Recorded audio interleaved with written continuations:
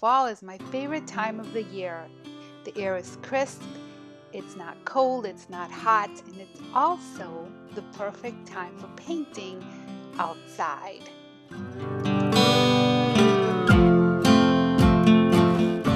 Today was a perfect day to paint a chair outside. Not hot, not cold, and the paint does really well in this kind of temperature. Sometimes when it's too hot, it thickens up, but it was a nice crisp fall day. So I chose old school to start with.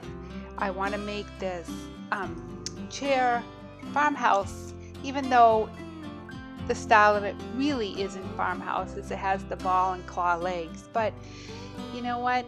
There's no rules, and if there are, they're meant to be broken. So we're going to make this non-farmhouse chair farmhouse.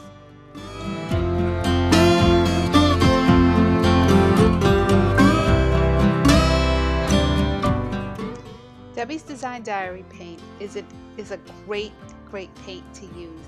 It is clay-based, VOC free, not low VOCs, but no VOCs at all, no stinky smell.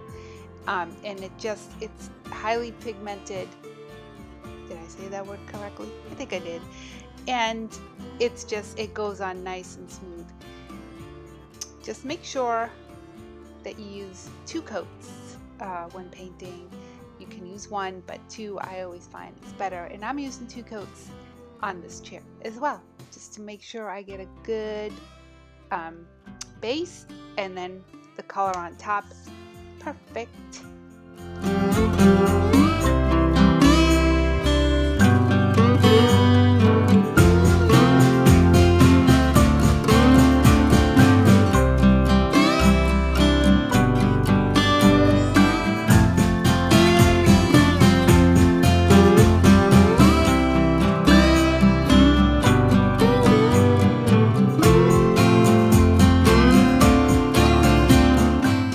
Took a little break, and my husband and I went to visit my daughter at her school to drop off a care package, and I guess I saw a turkey.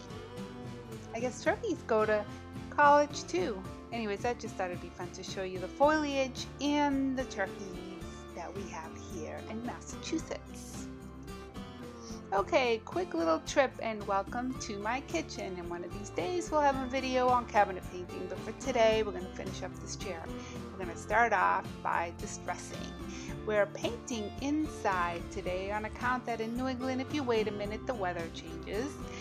So for distressing, we're just going to get a rag, wet it with water, damp, make the rag damp, not soaking wet, and just lightly brush over the area where you want to take some paint off. That is distressing. You could also use baby wipes.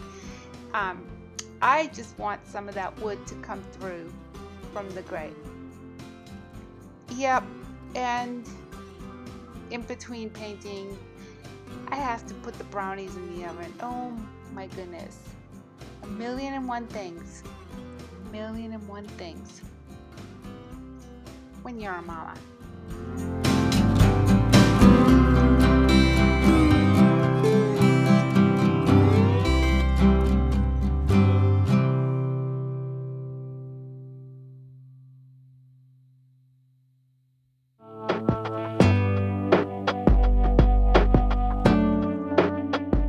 So now that the chair is done being painted, the last thing to do is to seal it. The deal is you always seal, and I'm using DIY clear liquid patina. It goes on white or milky color, but it dries clear. I promise.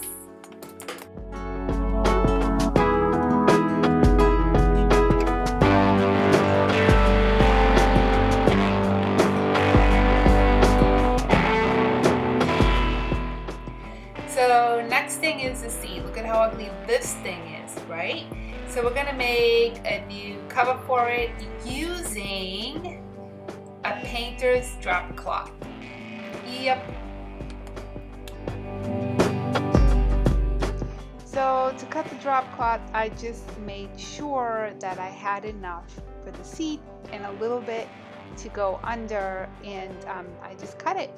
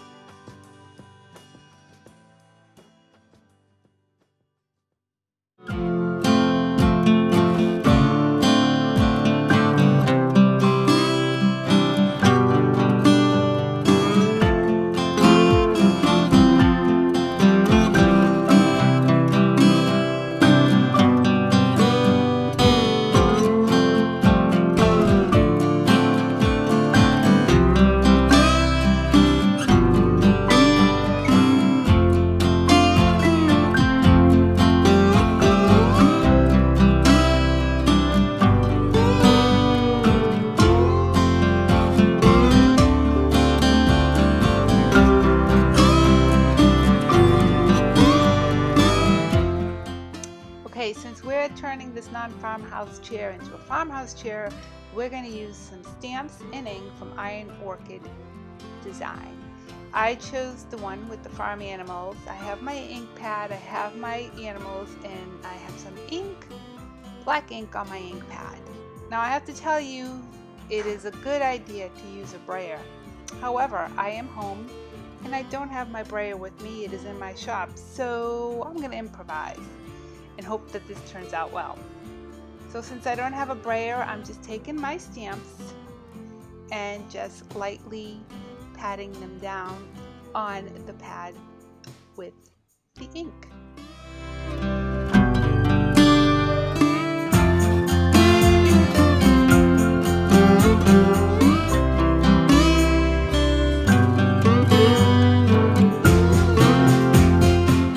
So now to put it down onto the fabric, gently, and then just kind of pat the top. You don't want to sway it back and forth or you will make it all blurry, and you definitely don't want that.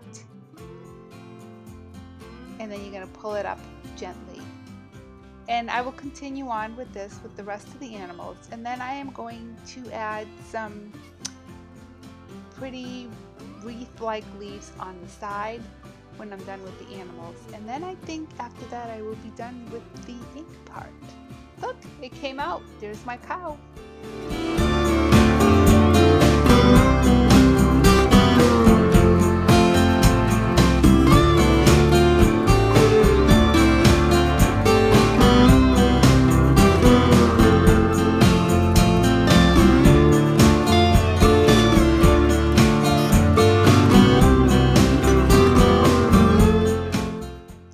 I'm just adding some letters. I wanted to say farm and then house on the other side, and still this is all Iron Orchid Design stamps.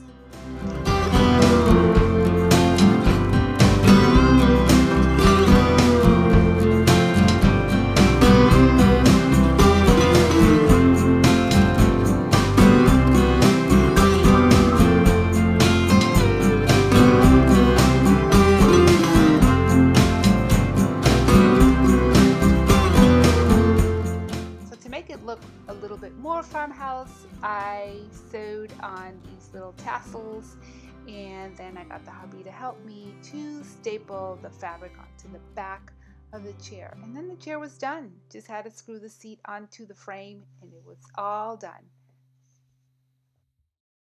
So if you like the video and you want to see more, please hit that subscribe button or the notification bell so that you'll know when I put up a new video. Thanks for watching. See you in the next video.